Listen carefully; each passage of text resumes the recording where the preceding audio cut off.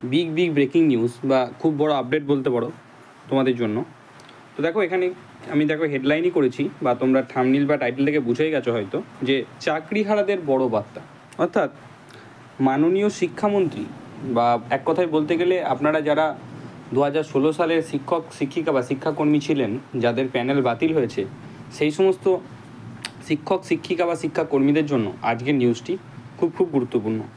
তো কি বলেছে নিউজে বা আপডেটটা কী আছে, যে মাননীয় শিক্ষামন্ত্রী ব্রাত্য বসু একটি সংবাদ মাধ্যমে জানিয়েছেন যে প্যানেল বাতিল হয়ে যাওয়া 26,000 যোগ্য ও অযোগ্য উভয়ই শিক্ষক শিক্ষিকা এবং শিক্ষাকর্মী সকলেই চলতি মাসের বেতন পাবেন। হ্যাঁ, ঠিকই শুনেছেন, সকলেই কিন্তু তিনি বলেছেন যে চলতি মাস অর্থাৎ এপ্রিল মাসের বেতন কিন্তু সকলেই পেতে চলেছেন।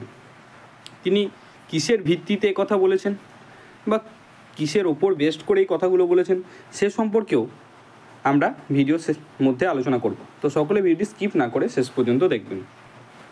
তো দেখা যাক এবার কি বলেছেন। এবার প্রশ্ন হচ্ছে কিসের ভিত্তিতে তিনি এই কথাটি বলেছেন, সেটা সকলের মনে তোমাদের প্রশ্ন যে কিসের ওপর বেস্ট করে তিনি কথাটি বললেন।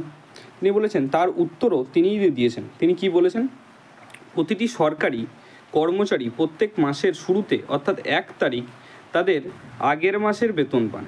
অর্থাৎ তিনি বলতে চাইছেন যে পশ্চিমবঙ্গের সকল সরকারি কর্মচারী, তিনি সংবাদ মাধ্যমে কোড আনকোড এই কথাতেই বলেছেন যে পশ্চিমবঙ্গের সকল সরকারি কর্মচারী 1 তারিখ অর্থাৎ প্রত্যেক মাসের কি শুরুতেই তাদের বেতন পান।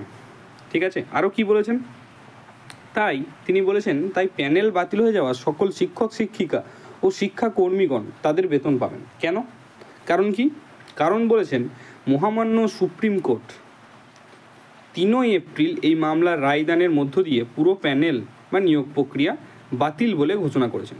অর্থাৎ তিনি এই যুক্তিতে বলেছেন, তিনি বলতে চাইছেন যে 3 এপ্রিল তো প্যানেল বাতিল হয়েছে, তাই তো, কিন্তু তিনি অন্যদিকে বলছেন যে কি 1 এপ্রিল নাকি সমস্ত সরকারি কর্মচারীদের বেতন দেওয়া হয়। তো সেই অনুযায়ী বেস্ট করে তারা এটা এপ্রিল মাস অর্থাৎ মার্চ মাসের বেতনটা কিন্তু তারা 1 তারিখেই পেয়ে যাওয়ার কথা। ঠিক আছে, কিন্তু মহামান্য সুপ্রিম কোর্ট আমাদের রায়দান করেছেন 3 তারিখ, তাই তারা মে মাসের বেতনটা কিন্তু অবশ্যই পাবেন। তিনি এই যুক্তির ওপর বেস্ট করেই তিনি কথাটি বলেছেন। তিনি আরও কী বলেছেন বা অনেকের মনে আরও কী প্রশ্ন থাকছে সেইগুলো নিয়েও আলোচনা করেছি। অর্থাৎ মাননীয় শিক্ষামন্ত্রী ব্রাত্য বসু কথাই সেই সময় তাদের বেতন হয়ে গেছে। অর্থাৎ সেই সময় বলতে যখন মহামান্য সুপ্রিম কোর্ট রায়দান করেছেন সেই সময় কী হয়ে গেছে, তাদের বেতন কিন্তু হয়ে গেছে।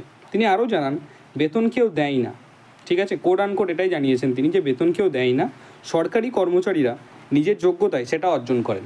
বোঝা গেছে, সরকারি কর্মচারীরা সেটা নিজের যোগ্যতায় অর্জন করে।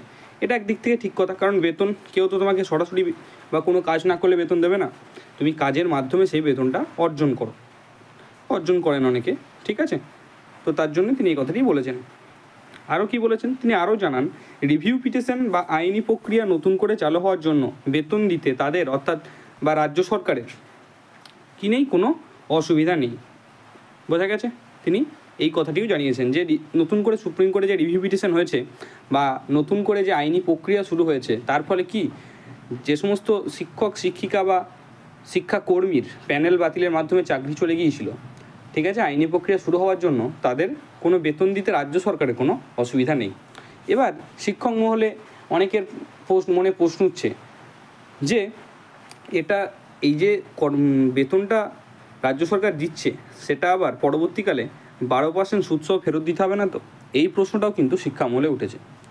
তো যতটুকু আপডেট উঠেছিল সেই সম্পর্কে আমি ভিডিও দেওয়ার চেষ্টা করলাম এবং সমস্ত আপডেটটি আপনাদের বুঝিয়ে দেওয়ার চেষ্টা করলাম।